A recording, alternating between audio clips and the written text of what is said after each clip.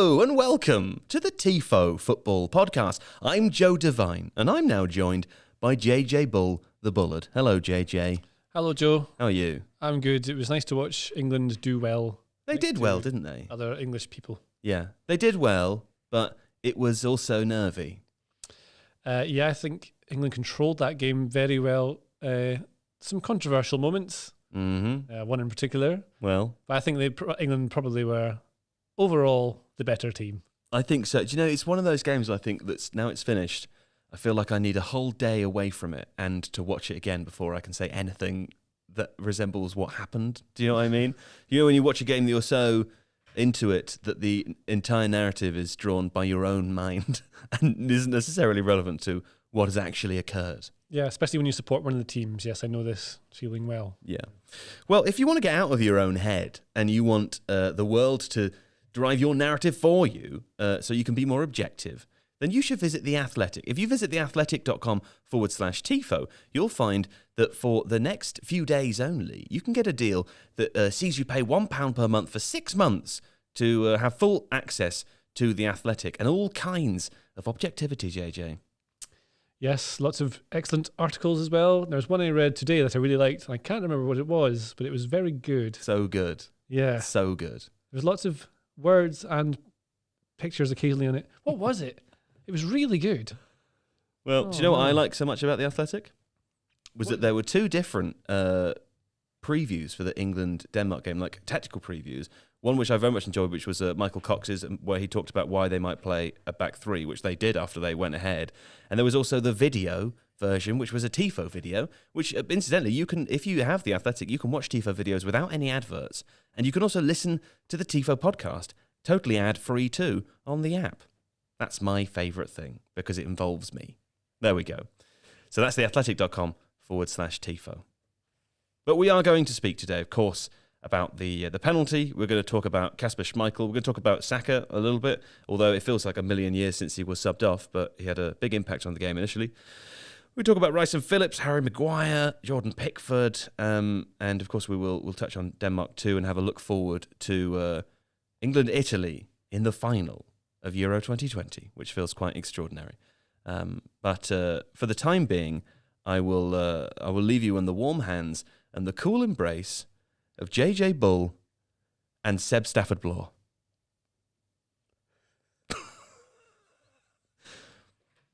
There he is. Seb's having a lovely time. Unusually quiet, isn't he, today, Seb? Very quiet today, yeah. It's very quiet. Not quite sure what's up with him. But a lot of noise earlier. Yeah. A lot of noise earlier, yeah. Did he? Yeah. What was he? What kind of noises was he making? Sounded a bit like that. Okay. A few words interspersed with noises. Everyone in the chat says hi, Seb. Seb looks so tanned. I was saying, yeah, that's about the right. That's about the right complexion for Seb. Yeah.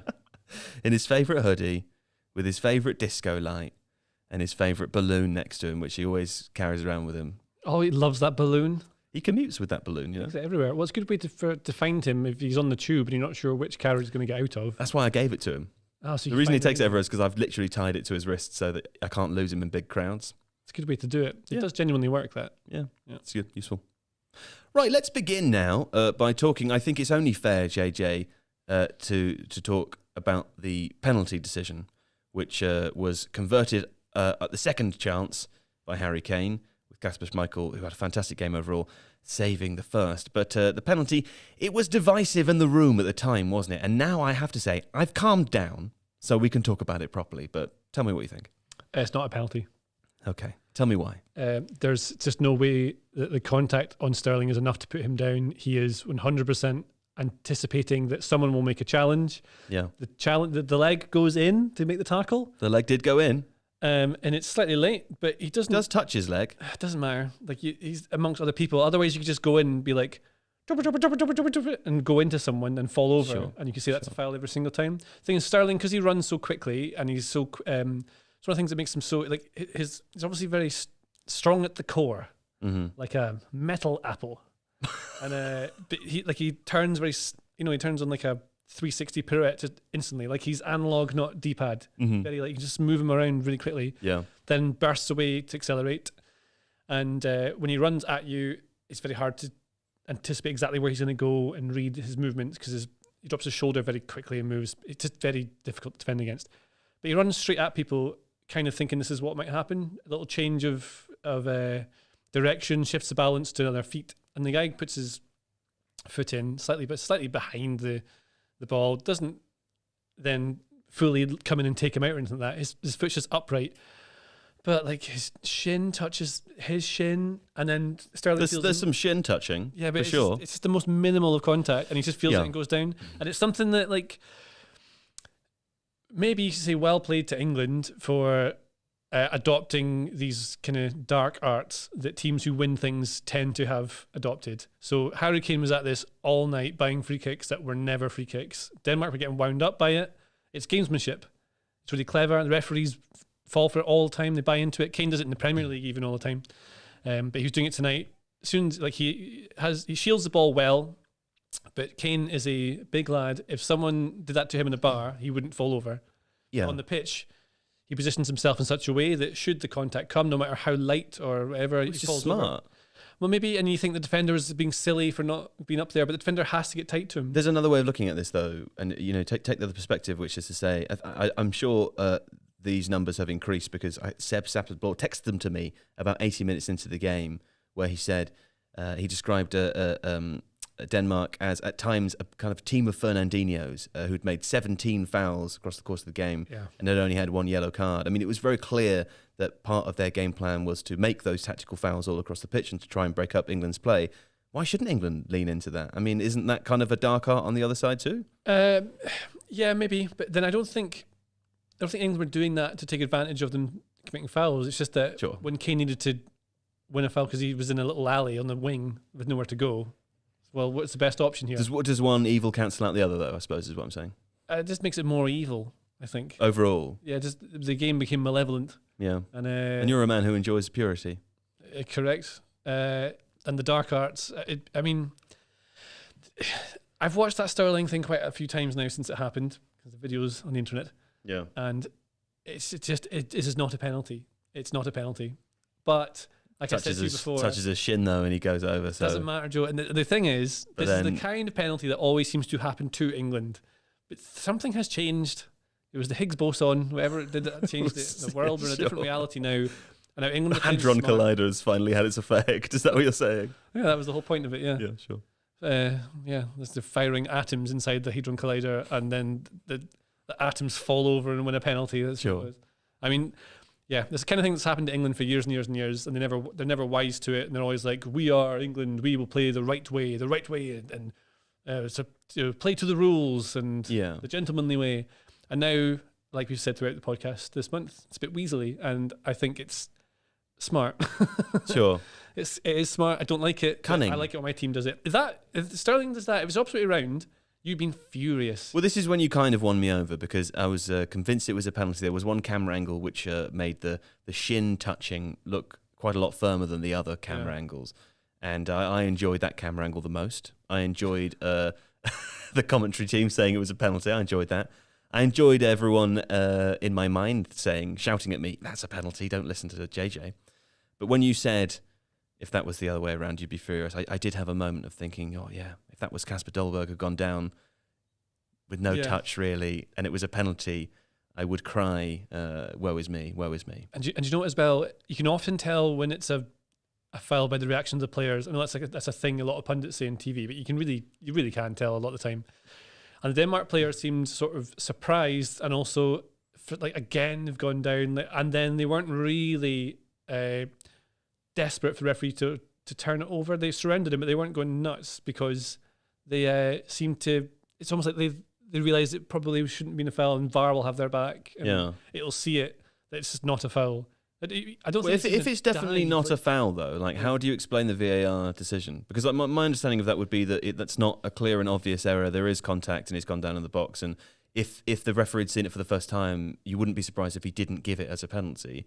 But given that VAR looks at it, sees the contact, says it's not, doesn't make a comment about whether it's a penalty or not, but kind of does in the sense of saying that there was no clear and obvious error. Well, I guess largely you could say that this is a is it objective? Is that what I mean? When it's your own decision, what do I mean? Subjective. Subjective. Yeah. It's a subjective decision where it varies from person to person. Like you first thought it was a penalty. As soon as Sterling went down, I didn't think it was because I'd seen Sterling do something similar about 10 minutes before. He goes in the box, falls down, and then looks up at the referee. It's never a penalty. He just ran into someone. There's one that gets wiped out, which might have been a free kick, but that doesn't matter.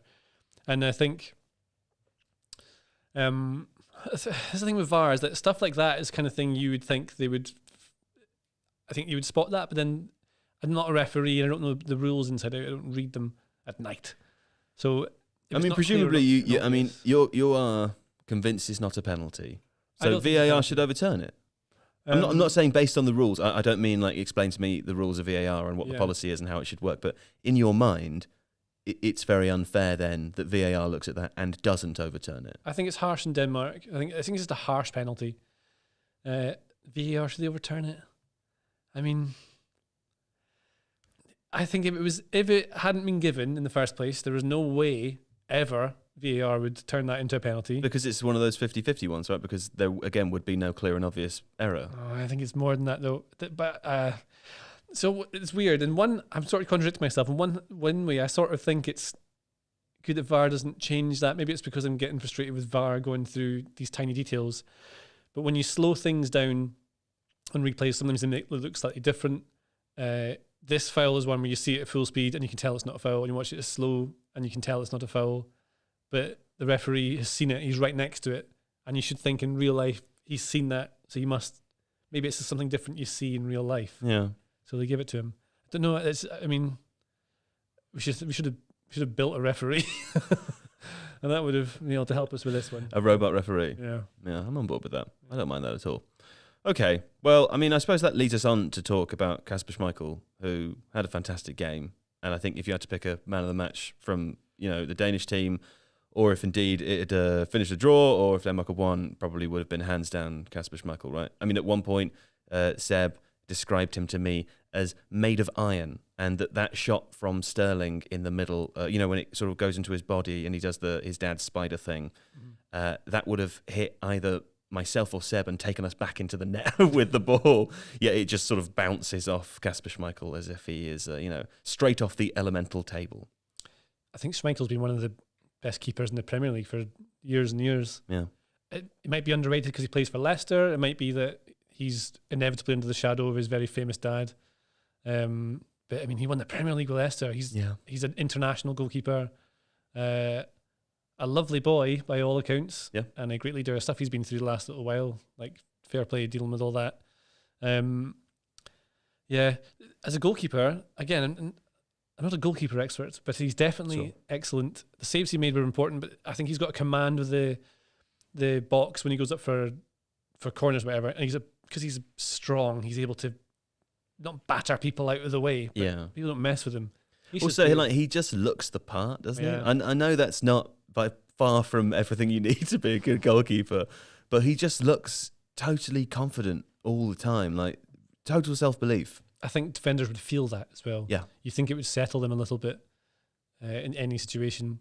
I mean, might keep you on your toes as well. Contrasted to Pickford, who looked like he drank about 8 cups of coffee and hadn't eaten for 3 days. Yeah. Like one of those cartoons where there's only like 4 frames per second or something, so just running about. It's like Mr. Time and Watch. You know that? Do you ever play Smash Brothers? And Mr. Time and Watch is one of the characters. It's the early Nintendo. It's one of these things you get in like a little box, like a rectangle box thing. They give them away in cereal packets, I think, later. Yeah. They had the technology for that. It's just kind of moves around like 4 frames a second, basically. There's only like 3 animation parts to it. That's how Pickford was. He was all over the place. And you could see the England players, I mean, Walker's at one point screaming at him for kicking the ball long and not just catching it. Yeah. Whereas at the other end, Schmeichel, calm, leading from the back, doing what a captain does. Looking like the player that's going to keep them in the game rather than one that might lose them the game. I thought Højbjerg was good as well. He would be the other candidate for your man of the match, I would have said. I mean, Darmsgaard obviously played well and scored that free kick, which was superb. Yeah. Really well struck. And they put a wall, Denmark put a wall in front of the England wall, didn't they? So Pickford had to react very, very, very last second. Yeah. So I think it'd be harsh to pick on Pickford for that. I think I have to say on the Pickford issue too, I mean, he did look wobbly this evening, but he didn't concede from open play. Mm-hmm. That's my new thing I'm going to say now. Because, you can't account for that kind of free kick, can you? He's had a good tournament generally. Like he I think the reason that he looked so off it tonight is because of how he has looked very calm in most of the games. Like he hasn't really put too many feet wrong. In every game, you feel like there's one or two misplaced passes that make everybody sort of, catch their breath a little bit. But generally speaking, he has had a good tournament, and I wouldn't want this to sully the memory of England. Certainly haven't had a bad keeper at the Euros. I think they've had a very average goalkeeper. He's a 7 out of 10 player, right? Yeah, he's very Everton. Like he's very mid-table Premier League. He would never be able to play for one of the top 6. I don't think. Yeah. I don't want to be harsh on it. It's not like he's a good goalkeeper. But I think we saw in the last game, who was England beating the round before? Was it Switzerland they beat before? No, who was they beat? No, my word. Who? Ukraine. Thanks, Sal. I forgot about that. It's been a long old month. Oh God, I'm tired. Yeah, in that game, there was a couple of times when he's kicking the ball, just mashing it out into the stand. I don't. What does that say about the footwork of England's other keeping options, though? Because he's chosen because of his ability to play it with his feet, right? I think it's a shot stopping, and also because he can launch it. His long passing is amazing. Yeah, it's one of the things he's got, that sidewinder, he calls it, out from hands. He can kick it, but he can just put his foot right through the ball and hit it 70 yards, and he's pretty accurate with it. He's not Ederson or Alisson levels at it, but that's a really good tool if you're playing against a team who pushes a high line, which Italy will do in the final, by the way. So Pickford suddenly becomes a very useful player. But I wonder whether, I have no idea, but it seemed to me a little bit like the pressure of the situation might have got to him. Like there's a few players who seemed super amped today. Can't blame them. Semi-final of a massive tournament, hugely nervous, the weight of a nation on their shoulders, almost a full crowd. It basically felt like, urging them on, and you're fired up and you know you get a big chance. So that's going to make you nervous from the start. But Schmeichel didn't betray those emotions at all. Sure. Pickford did. And in terms of having a good tournament, I don't want to make it sound like I'm being negative on Pickford, but England have had a good tournament. England are set up not to concede any shots. What was it I worked out earlier? I think in 5 games, Pickford had 9 shots to save. Yeah. So he had 100% save percentage. So you're like, wow, what a goalie. But I don't remember any of them being particularly hard to save. We did this video on Burnley about 2 years ago, and how they had, like, their goalkeeper had an incredible save ratio, save to shot ratio, because of the way that Burnley's centre backs just on the edge of the 18-yard box would kind of funnel whatever shot from range was going to come in, so it would go straight at the goalkeeper. And instead of trying to block the shot, they would just guide the shot to where they knew it was going to be caught or punched away, and it resulted in those kind of like massively warped statistics for saves. That makes a lot of sense. Yeah. I mean, I think I forgot what I was going to say. Don't worry about it. We've done keepers now. Yeah. It's making me nervous. Talking about Sean Pickford's making me nervous. Well, this is the thing. Actually, I know what I was going to say. And one of the things I've You're getting into my head, JJ. Sorry. That's what's happening. One of the things I liked about England this tournament is how they have managed to control pressure situations, take the sting out of games. Like the way they were controlling the match at the end there was like Italy, and like peak Italy. Or it was Spain. Wonderful. Have you ever seen England do that? No. Passing the ball around with the joy, with the crowd cheering every time it reaches a new player. I mean, also that the best moment of that string of passes was Luke Shaw's little behind the back ankle knock on to the player in front of him. It was amazing, wasn't it? There's a little round the corner one from Phillips, which I thought was even. It looked very basic, but it was a risky ball. But because he knows he can make it, it's the thing that if you take risks, you're at risk of being turned over. Sure. But if you just are fully confident in your ability and fire the pass exactly where it's meant to go, like you would all the time, like if you're just throwing a ball off a wall, you do it 100 times, you know exactly where to throw it each time. As soon as you start thinking about it, you're going to miss. There is also a moment in the second half, which might be my favourite moment in the whole game, where the ball falls out of the sky from 100 metres up. I feel like it's gone higher than the height of the stadium, and it drops down onto Calvin Phillips, who just touches it with his ankle, almost like outside of the boot, round the back, and it ends up being like an incredible progressive pass, playing pass for Denmark players first time. Amazing. Do you mean it? I still don't know. I don't know. Look, it looked a bit like it just bounced off him, but then the accuracy with which it found his England teammate. I mean, maybe he did. Well, that's it, because I thought he was putting his right foot out to catch it, like on the laces, like just to put it down. But I think his foot is lower than it would be to control it. Yeah. I mean, he's a better. I mean, I would. It was perfectly weighted, right? Yeah. It would be a remarkable coincidence if he didn't mean it. It's not like one of those, was it a shot or was it a cross things. It's one of those we just like, yeah, I meant that. So and then you convince yourself deep down that you meant it. Sure. But I do that in Rocket League all the time. Yeah, I do that in real. Anyway, let's sort of take it back for a moment, because we've spent half of this ragging on England's goalkeeper when actually they were very good, right? Yeah. And the one thing I want to ask you about first, we talked about this a little bit yesterday. It's come up a lot as a theme throughout the tournament. Denmark are, of course, playing with a back three, with a 3-4-3, and we've seen England already match Germany up with the same formation. Not do that against Ukraine, slightly different thing. My expectation here was that they would match up Denmark. You didn't think they would beforehand, and you made a video for Tifo IRL about that. But was that quite a progressive, like brave move from England to stay with a 4 and to, push Denmark's wing backs back? Because there were moments in the game where Denmark felt like they had the impetus and were, had a lot of passes about them. But there weren't a huge number of moments in the game where they really threatened, or it looked like out wide, particularly there was a free man. Mm-hmm. I'm not sure which of those it comes under, but if you think about it, they sort of did defend with a 5 most of the time anyway, because Rice was always so deep. Yeah. In the first half anyway, Rice was playing as we'll call a defensive midfielder right in front of the 2 centre backs. In the second half, they changed it actually, and I thought it was a really smart change by Southgate. Phillips came in, became the 6, basically filling in front of the back 4. But Rice then filled in at left back, so Shaw went further up the pitch. Just something that helped Shaw get further up and helped him get in the game more. It was a nice little change. But basically, you've got a diamond with Walker, Stones, and Maguire and Rice. So you do have 4 covered. I think because England are the better team and they're at home, it's a huge advantage. And this is the system that they've been working on. And that's the system that England play. You don't want to mess around with it too much. You can play that back 3 and it works. It worked against Germany very well, but that's the system, and they get all their best players in the team they want. And like I said in the preview thing, one of the reasons I thought they were going to play this before with the 3 midfield is that Christensen for Denmark often moves into midfield, and they change their system midway through a game. So they go from a 3-4-3 or like 5, whatever it is, into a back 4 with a 3 and a 3. So to avoid losing numerical superiority or having that disadvantage, they want to be able to switch themselves, and that's sort of what they're doing in game by just moving players around. It's almost like the formations don't really matter. It's just having players in certain places to have them. I think had Southgate gone at 3-4-3, the game maybe would have quietened right down. Like they didn't match Scotland for one thing. Denmark are a much better team than Scotland. This game felt like not dissimilar to the Scotland game too. Like it felt like a lot more chaotic, a lot more physical. I think that's the thing, and I think that's what Denmark were going for, right? Because we've spoken about this before, but England's whole strategy this tournament is to avoid any randomness, any chaos, control everything they can, and wait for the mistake that they can exploit.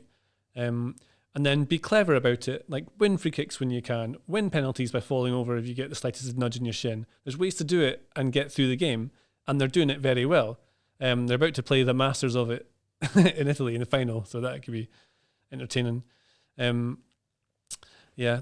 I lose my train of thought. I'm really tired, Joe. Me too, man. That game completely took it out of me. What was I saying though? Well, I think the general point you were making was that England were fantastic and they played with that 4, and they were the best team you've ever seen. And you thought that they were brave. They were brave to play with the 4, and they played the game on their terms. JJ, lots of rotations with the front players as well. Kane keeps dropping deep like he's Messi. Yeah, into midfield. Kind of is Messi though. He's not. I thought Saka did well. I'm going to ask you about Saka in a minute because he was great. I'll stay off him then. Yeah, I thought Shaw overlapping did really well. When Shaw started pushing forward, you see how good he is. He was intercepting so high up the pitch. It's been crucial to how England play. Like what a player he has become. He's exactly what United paid, 30 million back in the day for, and it's turned into. And he's amazing, isn't he? I mean, I don't want to get into that Jose Mourinho thing about him slacking him off for however many years, but how could he not have seen what was in it? Where was he? It must have been something that wasn't there for so many coaches not to be able to get that out of him. Yeah. And now maybe something's clicked in his Well, he had that terrible injury, I suppose, and that was something that won't have helped coaches prior to Mourinho trying to get something out of him. I don't know I'm sure Mourinho would love to think that his involvement kind of, twigged something for sure, but I think it's more the Solskjaer effect. I mean, I think Solskjaer came in and trusted him and played him through some poor periods. And also the style of football that Man United play under Solskjaer, that kind of encourages Shaw to get forwards and join the attacks and do what he's good at. And playing alongside Harry Maguire, I mean, just does give you that extra security. You don't have to worry so much. You're made to look stupid much less often because your mistakes don't matter as much as they would if you were next to a player not as good as Harry Maguire. And that's the thing. If it's because for someone who's accused of not having a football brain, he looked very much like someone with a very large football brain. Luke Shaw playing tonight, yeah. He's got it all now. I mean, the thing that impresses me about him so much is his psychological aspect within games. I mean, he knows exactly when to cut inside to make those challenges. The 3 times he's done that now towards the end of games, where in this game against Denmark they didn't need the additional goal.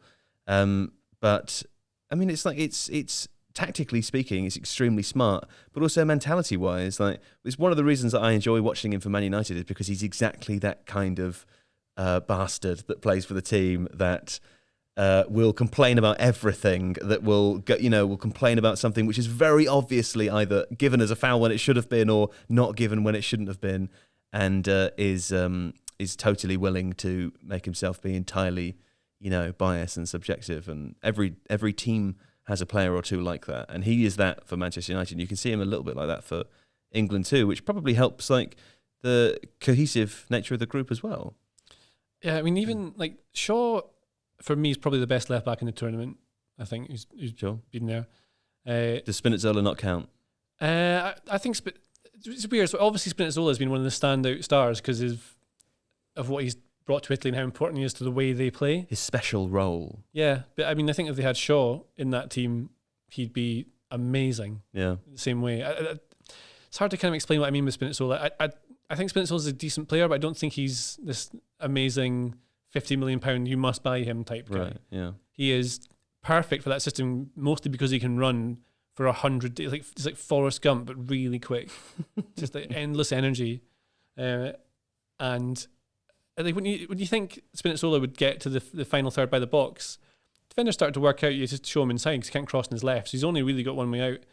And then he came up with a couple assists, I think. But yeah, I think Shaw, especially his set piece delivery, we talked about this in other podcast the other day about how many chances Shaw creates. Look at Shaw next to Maguire, who has been excellent in this tournament. So good. Stones as well. I think Phillips was great tonight. He grew into the game, Phillips. He wasn't great for the first 15 minutes, I thought, and then he just got better and better and better as it went on. Because everything was going through Rice, and that's why I thought it made so much sense putting Phillips in there, because he's much better at getting the ball forward than Rice is. Rice is good at making the safe pass. There's so many times I see with Rice where he receives the ball with his back to goal, in midfield, and I mean, I've never played football at an elite level, but I would say you should be side on. You should be able to see more of the pitch when you're receiving. So he scans a lot, which is good, but I just don't see why you'd have your back to go. You're not trying to block anything. It's the kind of thing a defender would do rather than a midfielder or like a striker. It doesn't make sense to me. Further up the pitch, maybe you should do it. But there's that, and then when he receives the ball, naturally it always goes back. There's a couple of times today he made some nice forward passes, but they were obvious forward passes because he was facing forward when he got it. So he gets the ball and he can instantly see he's facing forward. Whereas Phillips, I think you often see him; he's always on the half turn and he gets it. And then I would say his range of passing is a bit better as well. Yeah, so suited that role a lot better. I thought to reiterate, I thought Rice had a really decent game though, and was really useful later on tactically for filling that kind of third centre back role and the right wing role towards the very end of the game as well. I think he stayed up there for 10 minutes. Yeah, well. Right, when we come back from this break, I'm going to ask you about Bukayo Saka. Okay. Having fun, Seb? I went to private school. He did go to private school, everyone. There we go. Somebody in the chat said you were a lunatic for saying Spinazzola isn't as good as Shaw. But also, in the same comment, seemed to imply it was because you were English. I think there's some confusion there. Yes. Because that is obviously not accurate. No. Do you want to clear that up for anyone that's confused, JJ? I'm definitely not English. Okay. And my reasons for liking Shaw over Spinazzola are purely analytical. There we go. And mine. And Richard Crew, why is Seb being so loud? I absolutely agree. Just never stops, that guy. He never stops. Making that weird noises all day. Mm-hmm. It's got to him, though. Been a long month. It has been a long old month. I've forgotten what I was talking about 2 times today in this podcast already. It's fine. It's fine. More to come. I feel like I should be... No, let's do this on the podcast. Okay. Yeah, here we go. And we're back. And now I'm going to ask JJ Bull about Bukayo Saka, because he was subbed off around 70 minutes for Jack Grealish. Sterling went over to the right. But prior to that, I mean, he created the goal. It looked a bit like initially that Sterling had scored, but it transpired it was an own goal. And it was maybe the 3rd or 4th time that Saka had used that really effective direct running to get in behind. This was a fantastic little through ball too, managed to stay on side perfectly. It feels almost a shame when he comes off. I mean, he's like, when you talk about the substitutions, you think, well, for a start, you can't take Harry Kane off, and you can't take Raheem Sterling off, and for all of his work, I guess primarily off the ball, you can't take Mason Mount off, at least without the system changing. You don't really want to take Saka off because he often looks like the brightest spark on the pitch, but you sort of have to, don't you? If you want to make a change. Oh, yeah, exactly, because you can't take the other lads off. Especially Mount, I think, is so important off the ball. Yeah. The stuff he does out of possession is like absolutely fundamental to how England want to win the ball high up the pitch. So the only change really Southgate can make was to take Saka off. Yeah. And it's almost like it's just kind of the easy choice to make, because he's not one of the... that's one of the interchangeable positions. Could be that he's worked hard for 70 minutes. Now you want something new on. Maybe you want Grealish because, in theory, he's going to give you better control of the ball. Rather than trying to take people on and lose it, he's going to win you a free kick. Do you know what, though? It didn't feel like an upgrade bringing Jack Grealish on. I mean, like, for a good 20 minutes, there were moments in the extra time where I was glad that he was on the pitch and that he was keeping the ball a bit better, as you said. But it took a long time for me to think, like, I'm glad to see him. It's because he comes on the pitch, it's like Jesus has arrived. And, like, lights come on and everyone's thinking, oh, we've won the game. That's not what I meant. Flames come up. His name that flies by in like a blimp or something. Yeah. Jack Grealish is decent. He's not this. I don't know why everyone's obsessed with Grealish. He's amazing. Because he takes players on, and because he's amazing. got fantastic hair, and those legs are... Look at those legs, man. You break a breeze block on those legs. Yeah, you could definitely crush a man. He puts fear into the eyes of defenders. He's a smart footballer, and he brings something very different to what the other players on the pitch already have. Right? It's a really small sample size, but he's not. What did you call him? Decent. That is very harsh. No, I mean, okay, but like, do be more accurate. I just think Foden is this kind of this next level player that makes things happen, and I think the substitution that Southgate then made later on, where he took Grealish off, made total sense to me, because Foden had done so much. Like Foden's choice of pass, it's really hard to kind of spot, but I'm trying to watch it recently because I want to know what Guardiola's been teaching him. Like, what's he been waiting? What's this tempo thing he's always on about? What's he need to pause for? And the passes that Foden's making when they're trying to slow down the game, like sometimes it's a little very short fired pass back at someone who's just passed to him. It's immediately back, bounce pass. It's called a bounce pass, I think, or wall pass. Goes straight back to him. And then he'll look up, and on the screen you see a player about 10 yards to his left. He's like, well, that's an obvious pass, that's where he'll go. But instead, he pings it to the further player along, exactly the same pace he would to the guy who's 10 yards next to him. And that just shifts the game on a little bit, and it just moves everything a little bit more. Yeah. Whereas I think Grealish will play the short pass and go for the 1-2. He'll take someone on, he'll run into a little alley. He likes to be on the ball more than Foden needs to be on the control ball. And I think Foden just works in the, sounds quite pretentious, and it just works in a different like plane to everyone around him. I think he's amazing. And would you like to see him and Pedri in the same team? Yes, I would love him and Pedri. That's the thing, that him and Pedri are in that same sort of, I can't believe how good they are at the age they are. Right. They're so, and there must be reasons. Maybe Foden tries things that you don't want at certain times, and that's why. Say Saka might. Well, I mean, having a player who's on a different plane to every other teammate isn't always a good thing. Have a teammate that what? Sorry. Having a player that's on a different plane to every other teammate isn't always a good thing. I mean, if they're traveling. Well, I mean, I think if the expectation is that, if Foden's expectation of his teammates maybe is he's asking more of them than they might give him. You know, there's one way of looking at it, different perspective.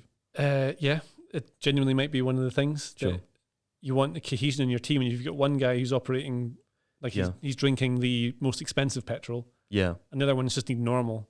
Sure. But they perform to a high level. Yeah. It's like little... oh, no. It's like when you are choosing your loadout on Warzone. And you can add certain attachments to your gun to make it play how you want, right? But all you need is the base weapons to be able to kill enough people. Yeah. But Foden's got everything unlocked, and he can use it when he wants to. He doesn't need that. He just needs the base weapons. He's gone over the prestige 10 times. That's the... something like that. I'm really sorry about all the Warzone. Can I ask you about Mason Mount? Because there was a comment in the chat, and I see this fairly regularly with Mason Mount. Someone saying he's super overrated, I don't get it. I think the key there being I don't get it, because a lot of what Mason Mount does, he's not always the easiest to spot. I mean, I can consider him a passenger in a game because I don't understand how to watch what it is that he's doing. But you and Alex often talk about his off-the-ball work being very important. Can we expand on that without just saying he's diligent, which is what I normally do? I think he's kind of intangible, is that word I want? That you can't really measure it. He reads the game so well. He always seems to be in the right place at the right time. Right. His first touch is incredible. Technically, he's one of the best players England have, by far. Right. There's times you'll see in the Premier League, Champions League. I think in the final he had some first touch. The ball drops out of the air and he just kills it while he's running at full speed. So technically a great player. So you want him there, but he has that willingness to chase every single thing down that he needs to, an understanding of when to go and when not to. Like. It appears almost as though it's natural to him, and it hasn't had to have been coached constantly into him. So that a manager can mold him and say, I want you to do this, and he understands it straight away, rather than have to go through drill after drill after drill to work out exactly when and where and how. And he doesn't get huge numbers, because a lot of the things he does are a couple of stages before the final action or the final shot, something like that. Yeah. So, I mean, I'm trying to think of an example tonight. He'll often press, like you see, like for Italy, for example, Verratti pushes up high to win the ball. And you saw Denmark tonight, Højbjerg was pushing up high to do it. Mount does that for England. Doesn't always get the ball because people try and avoid him and try and get around. But as soon as he gets the ball, he knows what to do with it as well. His decision-making is excellent. It's just a really great footballer. Like it's just his final sort of end product bit isn't quite there. I don't know if it's because he's not getting the right positions. This is something that... So I think Mount, for example, is a much better player than James Maddison. I really like James Maddison as well. Sure. But Maddison, who has talked about himself this season or last season, saying that he knows he needs to up his numbers. That's what he needs to do to get to the next level. And he doesn't produce enough assists or goals. His chance creation numbers are massive. He's one of the top, I think, in the Premier League. Yeah. I'm pretty sure I'm right in thinking that. A lot of that might be set pieces, though. And Mount tends to be quite high up those lists for chance created and progressive passes, things like that. But he just does whatever is needed. He'll fill in for players. He can play anywhere across the front, anywhere in the midfield. Has just a total understanding of the game. So he just know when he's there. If you take him off, I think the problem is the reason I didn't want to take him off earlier, I would have said, is because suddenly you're losing someone who can add to your attack and to your midfield and defend while he's attacking. Yeah. And you can just rely on him to be in the right place. He understands the game. It's like if you take him out, it's like you remove knowledge from the game. You lose a lot of the balance too, right? Because of that. I think so. It's more, to me, it's more like that knowledge of what's going on in the game. It's like, before you put a sub on, you have to like download the game into their head. Whereas Mount's got all the information there. So you take him out, suddenly you've got to swap that round, and you can't put a USB into Jordan Henderson. Oh, I wish you could, man. That would be fun, wouldn't it? Well, maybe you can. Would you have that? The Neuralink? Neuralink. I was thinking of another way to put the. I don't know. Yeah, I don't know how to. The Neuralink, is that a thing? Well, I mean, that's what they call. That's what Elon Musk calls it, like a Neuralink. Will he put like a chip in your head? Yeah, basically. He's always talking about how people's like stupid hands are the thing that slows all the information down, and that's the next big thing to get past. Be true with footballers. Maybe if there's a point where you get half humans, half robots, so you could have really bouncy legs. Yeah. Or to sprint. Imagine the footballers, they could sprint even faster. Sure. And they're half robots. Then it becomes Robot Wars. Do you know, I have to say, I'm all up for like the doping league. I'm well up for it. I reckon let's have a separate one where you can do what you like. So they and can it would run be extra fast forever, all game long. be like a sort of thing you'd see in a futuristic sci-fi film or something. Mm-hmm. I'm game for that. I mean, on that note, you saw how knackered Denmark were. Sure. Like, had they been made of robotic parts, they'd been able to maybe see that out, but they were all just completely goosed by the Well, game. I wanted to ask you about that because they looked. I mean, as you said before, there were moments in the game that they really controlled the ball well. They never looked hugely threatening, but you felt that they carried a threat, if that makes sense. But after about 70 minutes, they just looked like exhausted, and I wondered if it was because they've been running a lot for the last 3 weeks. Like they've done an awful lot of pressing. Yeah, I mean, they've also had. I don't think the trauma they went through will have affected their running numbers, but No. I think they've probably had quite a tiring time emotionally. Yeah. It's been a long tournament for them specifically. But yeah, they've played a lot of football. Their squad isn't as deep as England's, for example. Mm-hmm. Although, I mean, England haven't really. I was talking about rotation the other day, but Rice and Phillips have played like every game. Yeah. Max played every game apart from Maguire. Sterling's played like every minute of every Weirdly, game. Kane looked fitter tonight than he has done at any point in the tournament. Yeah. Like he had more energy. But then I think England's part of their strategy genuinely might be linked to fitness. I mean, it's all coordinated now. Your coaching sessions are linked to your fitness coaches, which are linked to what you want to achieve. Yeah. So you work out what your load you can give them and how you can Well, implement it. Southgate did say that specifically though, because he said they've learnt from the semi-final in the World Cup in 2018 where their players were knackered. So Yeah. I mean, obviously they're focusing on it in some way. Well, And those attacking players have been rotated. It makes total sense when you think about how they played against Scotland, how tame is not the word, it sounds a bit harsh saying tame, but how, controlled, we'll Measured. say. Yeah, measured, composed. They were against Croatia and Czech Republic. No danger at all, no really rush in any moments in the games. My language has started to stop. Have you noticed that now? Yeah, sure. Yeah. No many moments. Yeah. I didn't mean to say that. I thought it might have just been a thing you do. No, I think I'm just starting to shut down. But so yeah, the way they're playing those games, controlling it, it's all part of the strategy of the tactical system. Is as much the way they want to play and get their best players on the pitch as it is to control the workload of the players. They press at certain times. They don't press a lot. They press for the first 10, 15 minutes. They really go for teams. Yeah. And you'll notice in this game, they were all over Denmark the first 10, 15, and then it calms right down and they just start managing it. And Same thing, right? As the whole tournament. Every game it's been like that. Yeah. This one felt a little different as the game went on, and that's what made me nervous about it, because I think what I've grown accustomed to is, as you say, the first 10 minutes, maybe 15 in some games of the first half, and the last 5 minutes of the first half being moments where England will dominate and look aggressive and be direct and attack and go quickly. Yeah. Something similar in the second half was slightly different, but that happened at the beginning of the game, and then that sort of disappeared for the whole middle, where it felt for this 10 minutes England were on top, the next 10 minutes Denmark looked like the stronger and the brighter team, the one more likely to create something. It was only really after that 70-minute mark where it didn't appear that Denmark were ever going to have a shot on goal again. Do you know, like, yeah.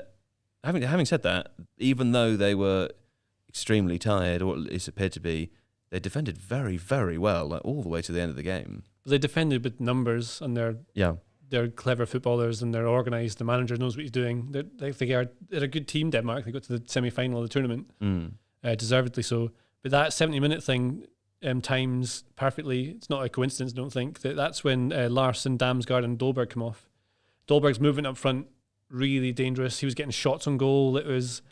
Wasn't quite striking them as clean as he wanted to, I think, so Pickford had a few easy picks off the floor from Dolberg shooting, but his movement was creating space for players like Brathwaite and Damsgaard in behind. Damsgaard scored the free kick, constant threat. You heard Lee Dixon talking about how he's glad he's going off because he was a thorn in the side. Yeah. All times. Never say that apart from the football, do you? Thorn in the side. Sure.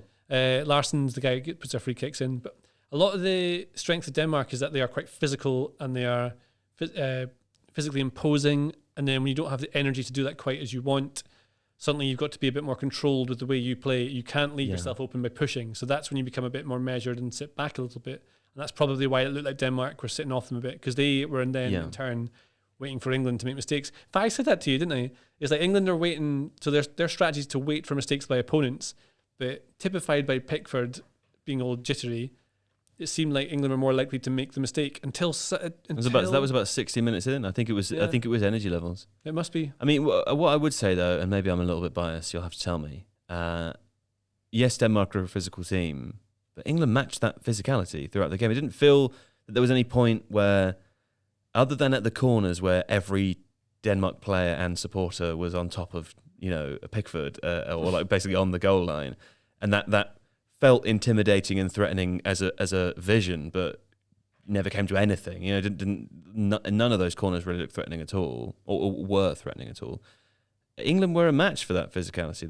There were no moments where it felt like Denmark are the stronger team, Denmark are the quicker team, like Denmark are winning this particular battle. Like England were head to head the whole time, and they were totally wise to when you have to go into a battle with someone like Poulsen or Keir or something like that, like guys who can mess you up if they want. Yeah. Knowing when to suddenly let them have the advantage of the balance, so you go down to win a free kick. Yeah. Really clever play. And the thing with England, if you think about it, like however many years, like 30, 40 years, England produce very good footballers who are very athletic. Like they always have strong, fast players. They always do. But what they've done in the past, and Seb has often said this, is that what England have tended to do in the past is try and out-passion the opposition. But what you get now is England using their athleticism and being smarter. Like it's one of the things Southgate's put in. He's made England nicer. Yeah. So like as a neutral, I honestly am most of the time for like England. They're more likable. I like the lads in the team. They're all lovely boys. Like Bukayo Saka is like just a lovely guy. Sure. Phil Foden, good guy. All these guys, right? Harry Maguire, there we go. But they're all like, think of Maguire, like big guy, smart with when he's going into these headers and what he's doing. You've got Kane is a big centre forward, built like Lewandowski, goes down very easily when he needs to, stays up when he can. Sterling, like so fast, but his core, like he is so strong, Sterling. He's running 100 miles an hour at 120 minutes into the game. Core strength and balance is amazing. Like he's an incredible athlete. Yeah. Like it's so fast and really clever. Yeah. It goes down super easy in the box because his momentum almost takes him down, but he's putting himself in that position. And that's it. It's that combination that I like with Southgate. What he's brought in is England is a stereotype with English footballers that, they're all kind of like, and they're maybe a bit not the smartest tools, the sharpest tools. In the box. Come on now. Yeah. The box of football. And now they have adopted or have embraced the fact that they're actually quite clever. Sure. And they're allowed to be clever. They're like multi-function Swiss Army knives now. Yeah. Remember when like Graham Lasso was getting slagged off because he read the Times or something? Sure. Like that's gone now. It was the Guardian. I think the Guardian, there we go. These players I think would know what's going on in the news now. Yeah. And you sort of see it in the way they play the game. It's just different. It's a more mature I love team. Yeah, I bet you do. It just feels like there's no, or very, very limited toxicity. Yeah. Better wait till it goes wrong in the final. Well, on that note, we'll be back shortly after this break. I'm so nervous. Everybody in the chat enjoying themselves? I haven't been able to, sorry, it's just JJ and I, so I haven't been able to look as frequently because I like to keep eye contact with the person that's talking. In fact, the best person to be here for the podcast for checking the chat is Seb, because Seb doesn't care if you look at him or not, and he'll just carry on talking for until you stop him, until you interrupt him, Seb spitting facts, absolutely right. There we go. We're fixing a camera. I'm talking too much, apparently, it says. Well, no, that's not true. Let Seb talk. I want to let Seb talk. Hi, everyone. Hi, Seb. Yeah. Aaron says he's enjoying it so far. There we go. JJ's great. Lovely job. Right, okay. Should we carry on? Yeah. Just love look at Seb. Let's just have a quick look at Seb. There he is.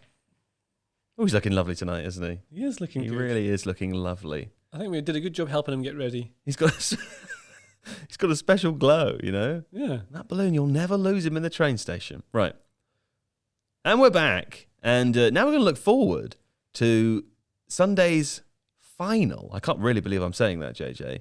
Sunday's final, including England and Italy.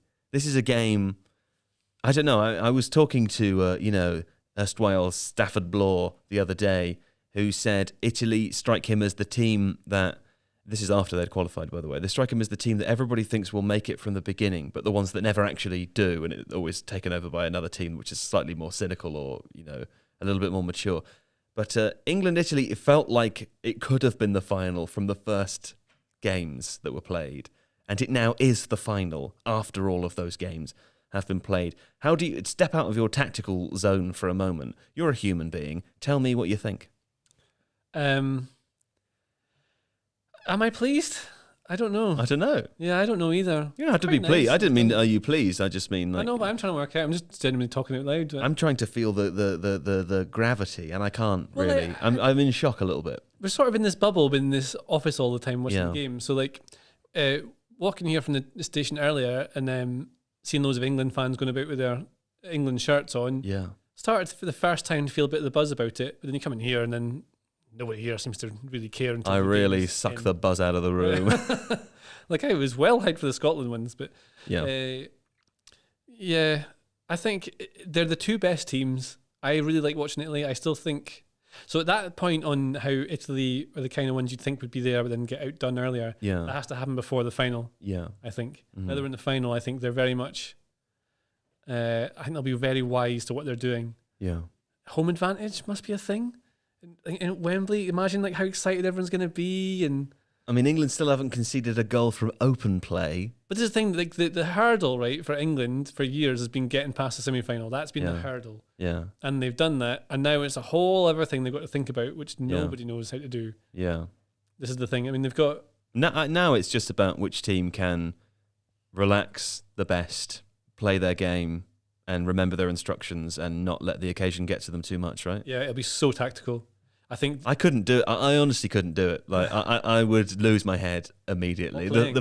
I would be, before the first thing went wrong, I'd be thinking something's going to go wrong, something's going to go wrong, and then it would inevitably go wrong because I would manifest that through my negative, pessimistic outlook. Yeah. And then when it had gone wrong, I'd go, my God, it's gone wrong. I've got to make it back now. I've got to make it back to neutral, to zero, to the middle ground, so that I can kick on. Yeah. And then I'd start running around and fouling. I'd probably get a red card.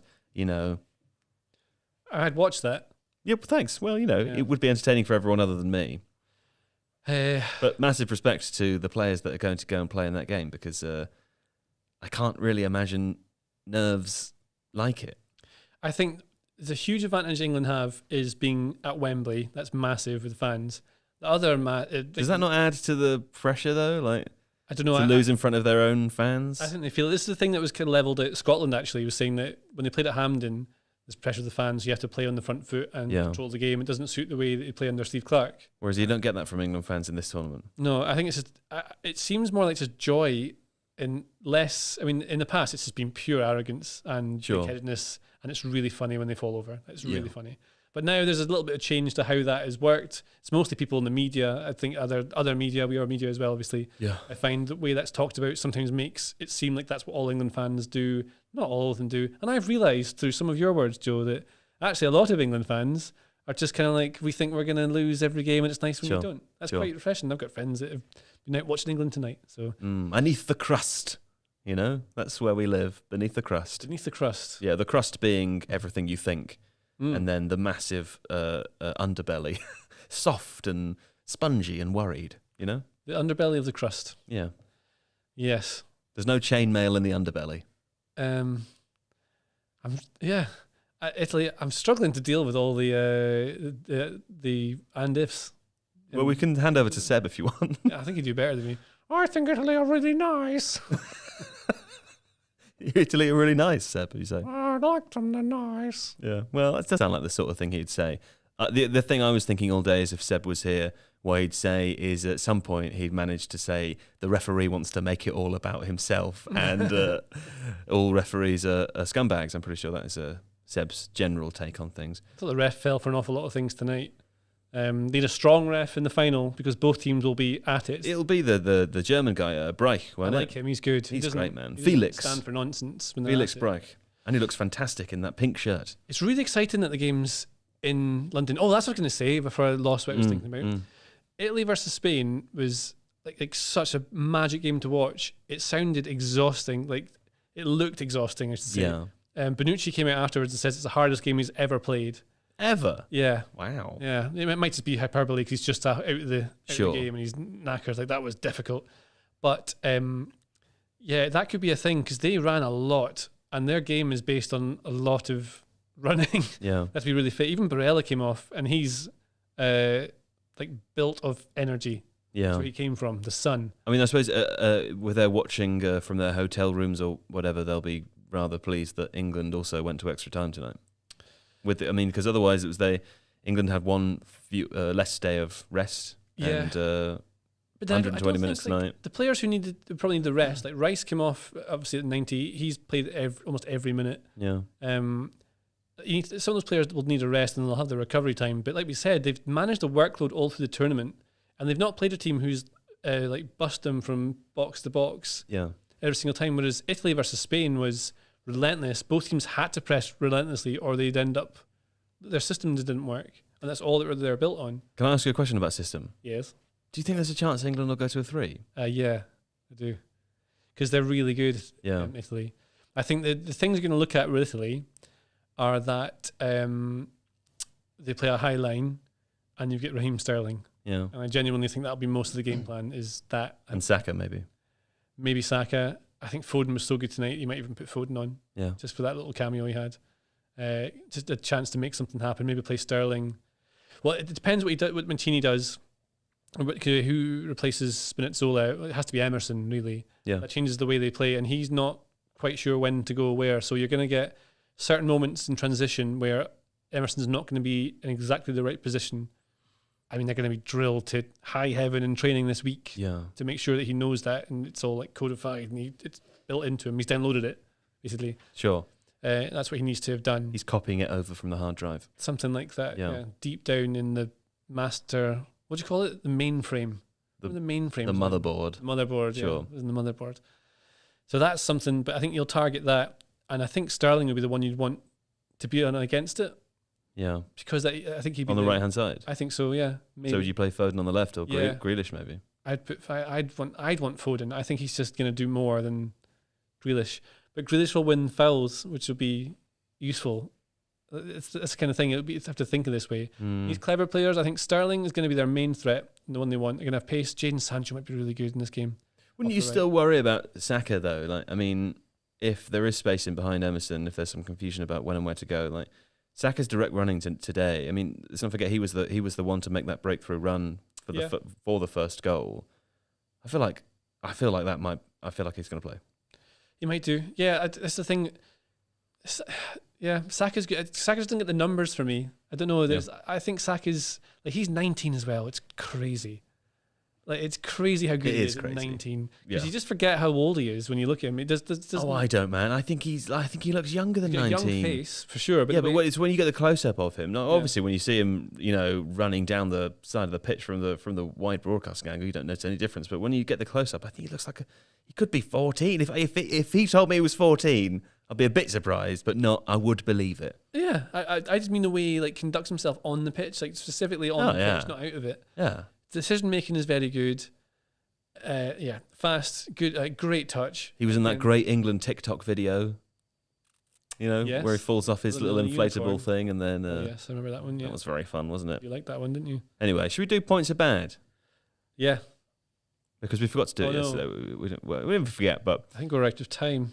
We've got one more game left after this one. I haven't added them up yet, so I'm going to do it as we go. So for today's game, the points currently doesn't matter. No one's passing anybody. JJ, you said 0-0 England, Denmark win on penalties. It didn't go to penalties, sadly, so you get a minus point for that. A plus technically point win it on a penalty, so maybe I should get. Well, maybe but that would be a little bit of rule bending. Okay. There's a plus for not going to penalties, and also, of course, there were 3 goals within the game, so you've added 4 today, which means that you, until I do Seb's score, are even with Seb on 113. You won't be in a moment. Alex, of course, said 1-0 England, so he's adding 2 points because he's a coward. I said 3-0 England, so I'm adding 2 points also to put me on 130. And Seb said 2-0 England, so he's just adding the 1 point there to be on 114. Now, you do have to worry about the final because there's only 1 point in it with you and Seb. You could finish third, JJ. And of course, all eyes are on Alex Stewart now, who's finishing today on 98 points. Will he get the centenary? Will he stay underneath? It's hard to say. We need him to gain 3 or more points, or 2 or more, I suppose, to keep it at 100 from the final. And so I expect that when he does finally send through his prediction, it will be extremely cowardly as usual. Is there a rule where you can't do the same prediction as someone else? No, we didn't make that rule. We did that in the World Cup in 2018 because there was only 3 of us playing, and it was quite fun actually. Yeah. Maybe we should introduce that when we do this again. Okay. Into PAB. Yeah. But I will be asking you now for your prediction for the final. Yeah. I think I know what it is. Is it because I've been telling you for about 3 weeks now? Yeah. And just to double check, England's fantastic performance this evening hasn't changed your mind about that. No. And I'm very pleased for England and all England fans that they've reached the final. It's a great achievement. And it makes it all the worse that Italy are going to win 2-1. Okay. Italy 2-1. Yep. I think we're going to win on penalties. And it'll be 1-1. Genuinely, I would love that. It would be really, really cool. I think that's going to happen. It'd be fun. 1-1, win on penalties. No, I'm into that. Yeah. And I wonder if we... Seb Stafford Bloor sent a voice message. Oh, I want to hear this. I'm afraid to listen to it live just in case he said something awful. He might have done. It's unlikely. Seb wouldn't do that. It's unlikely that he would have done that. Seb texts me to say whether I can play this on air or not. If you're watching, he'll be watching. There'll be a slight delay. Also, I mean, obviously Seb can say it. So when you play the voice message, Seb can say that. That's true. Because he's there. Be very quiet, Seb. Well, I'll tell you what, while we're waiting... a couple of times as well. Huh? Changed his voice a couple of times as well. He has done, hasn't he? That's what he sounds like in my head. Anyway, this is very self-indulgent, so let's wrap things up while we wait for Seb to respond, in case he does. Okay. I think you can just play it, Joe. Sure, it'll be fine. Let me listen to it really quietly in my ear. Okay, and I'll just talk while we're doing that. So yeah, we've got one more podcast left. That is the final, and that is going to be on Sunday, obviously. I mean, we'll keep doing the podcast, but the live stream, that is going to be the last one on Sunday. So do join us then. It would be lovely to have you along. And there will be 3 of us on that occasion. Won't that be exciting? And then we'll find out who's won points are bad, or we know who's won that. We'll also find out if Alex has hit his centenary, or he stayed under it, and how pleased he is about that. That's an important thing to know. Yeah. It's a big day on Sunday. I can play it. Yeah. I think it's just for me, but I'll play it anyway. Here we go. You know, it's great having a final to prepare for, because usually at this point of an international tournament, we sort of lose interest. Quarter-final, semi-final, England out. But now you get sort of 3 days, 4 days where you just get to think, oh, final on Sunday, final on Sunday, final on Sunday, final tomorrow. That's just very cool. Don't really get much of that with Tottenham, obviously. So this is kind of cool. God, he sounds tired, doesn't he? The gulag's really taken out of him. Where was he today? He's parachuting in from the gulag. Oh, he's here. Yeah, he's here. Sorry, I forgot he was here. Anyway, that's Seb. We've heard a little bit of Seb there, so that's nice. Seb will be back, by the way, for the final on Sunday, which we're looking forward to, and that's going to be nice. But for the time being, JJ Bull the Bullard, thank you. Thank you, Joe Devine. It's been a fantastic day. It has. I'm genuinely quite excited for England. I'm not looking forward to having to watch it on TV for the next 80 years every couple hours, but yeah. Sure. That bit of it isn't going to be quite as much fun, is it? But otherwise, I've had a nice time. Yeah, I'm happy for you. It's good. Thanks as usual to our crack production team of Don and Sol there. And there's Sol's hand. That's a lovely hand, isn't it? Isn't that a lovely hand? We'll be back on Sunday with Seb Stafford Bloor and JJ Bull. Until then, au revoir, bienvenue, tschüss, ciao, other things, goodbye, farewell, and do take care of yourselves, people.